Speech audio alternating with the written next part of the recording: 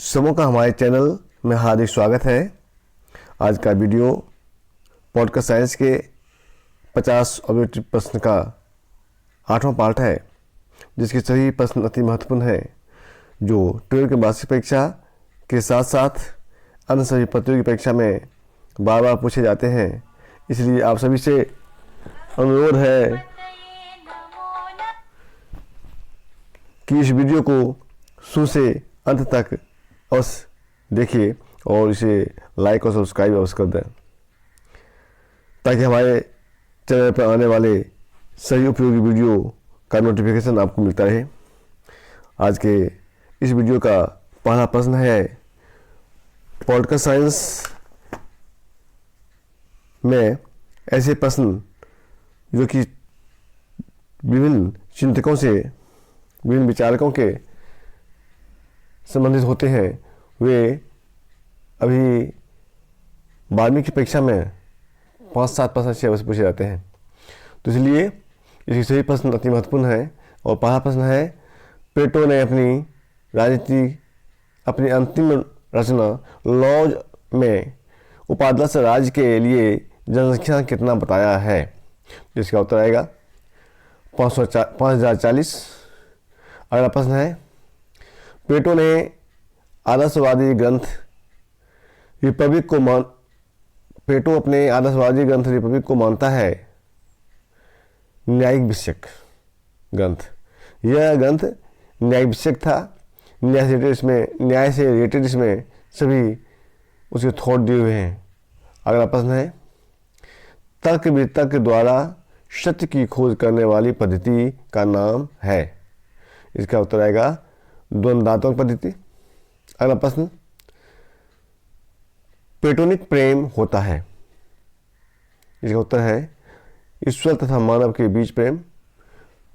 ईश्वर और मानव के बीच प्रेम को ही प्लेटोनिक प्रेम कहते हैं। अगला प्रश्न, प्लेटो द्वारा समर्थन किया जाता है अभिजन तंत्र का, यानी प्लेटो द्वारा अभिजन तंत्र का समर्थन किया जाता है। अगला प्रश्न, प्लेटो का आदर्श राज्य है? यह राज्य कैसा है? तो उत्तर है और व्यावहारिक तथा आदर्शवादी, यानी प्लेटो का आदर्श राज्य और व्यावहारिक था और वह आदर्शवादी भी था। अगला प्रश्न, प्लेटो के आदर्श राज्य में डॉक्टर का कोई स्थान नहीं है, क्योंकि आदर्श राज्य में नागरिक रोगी नहीं, संयमी और स्वस्थ होते हैं। अर्थात रोगी नहीं होंगे, संयमी और स्वस्थ होंगे नागरिक, तो वहाँ पे डॉक्टर को स्थान नहीं मिलेगा। अगला प्रश्न, प्लेटो को माना जाता है प्राचीन राजनीतिक दर्शन का पिता। अगला प्रश्न, प्लेटो की पहली रचना रिपब्लिक आदर्शवादी कल्पना है, जबकि अंतिम रचना लॉज क्या है? इसका उत्तर है यथार्थवादी। अंतिम रचना लॉज यथार्थवादी था। अगला प्रश्न, राजनीतिक विज्ञान को नीति शास्त्र से अलग करता है?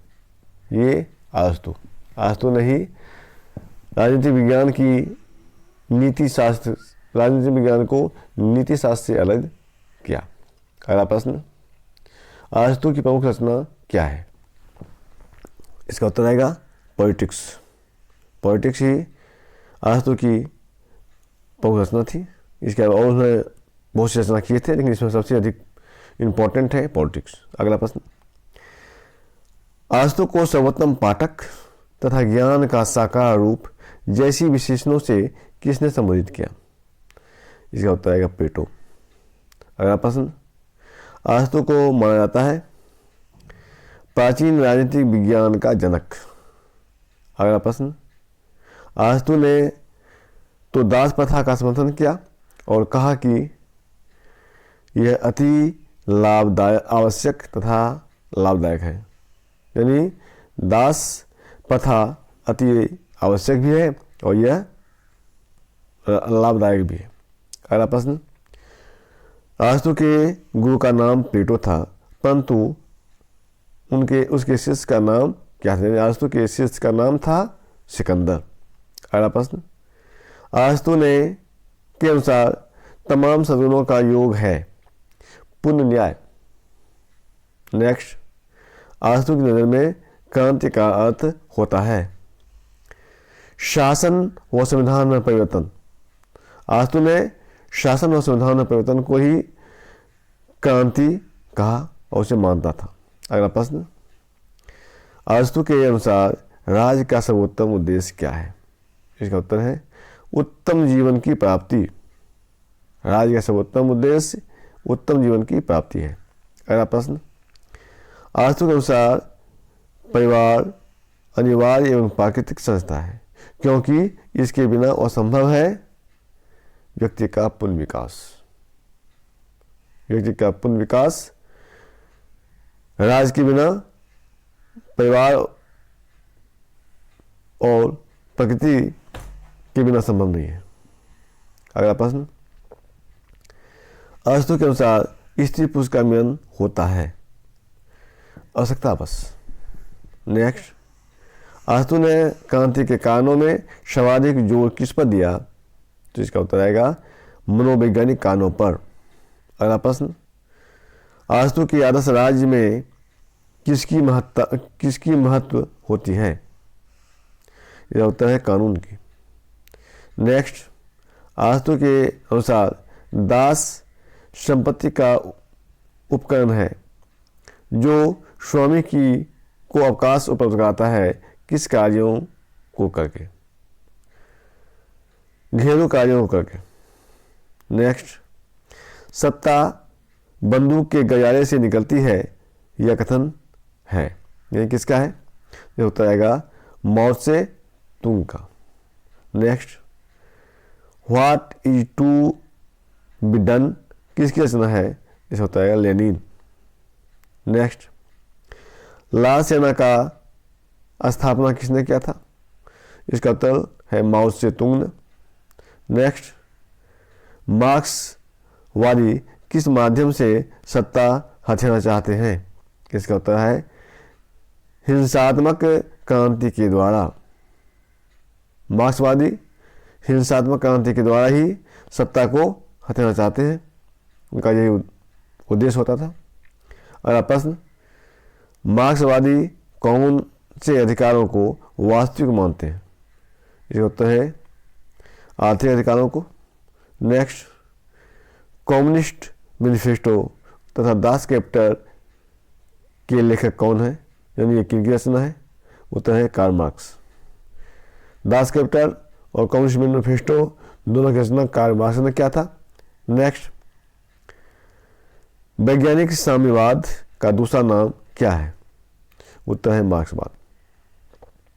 नेक्स्ट, मनुष्य का जन्म स्वतंत्रता में हुआ परंतु वह सर्वत्र जंजीरों में जकड़ा हुआ है, यह कथन किसका है?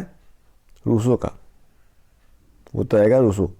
अगला प्रश्न, धर्म और राजनीति के बीच जोरदार ढंग से विभाजन करने वाले आधुनिक विचारक हैं, यानी कौन है? इसका उत्तर आएगा मैकियावेली। नेक्स्ट, प्रकृति की ओर लौट चलो। प्रकृति की ओर लौट चलो यह विचार किस विद्वान का है? इसका उत्तर आएगा रूसो। रूसो प्रकृति प्रेमी थे, इसलिए उन्होंने कहा था प्रकृति को लौट चलो। अगला प्रश्न, राज्य का आधार इच्छा है शक्ति नहीं किसका विचार है? ये उत्तर आएगा ग्रीन का। ग्रीन ऐसे विचारक थे, ऐसे चिंतक थे जिन्होंने राज्य का आधार इच्छा बताया था, शक्ति को नहीं। अगला प्रश्न, उपयोगितावाद का प्रबल समर्थक कौन है? इस उत्तर आएगा जमी वेंथम। ये उपयोगितावाद के प्रबल समर्थक थे। नेक्स्ट प्रश्न, उपयोगितावाद किस बात पर बल देता है? इसका उत्तर आएगा अधिकतम व्यक्तियों का अधिकतम सुख राज्य का उद्देश्य होना चाहिए। अगला प्रश्न, साम्यवाद का आविष्कार कारक है, यानी साम्यवाद का आविष्कार कौन है? इसका उत्तर आएगा मार्क्स। मार्क्स ने साम्यवाद को लाया था। अगला प्रश्न है, वर्ग संघर्ष का इतिहास ही मानव जीवन का इतिहास है, यह कथन किस विद्वान का है? उत्तर आएगा मार्क्स, कार्ल मार्क्स। अगला प्रश्न, the spirit of the laws किसकी रचना है? The spirit of the laws ये रचना किनकी है? इसका उत्तर आएगा मॉन्टेस्क्यू। अगला प्रश्न,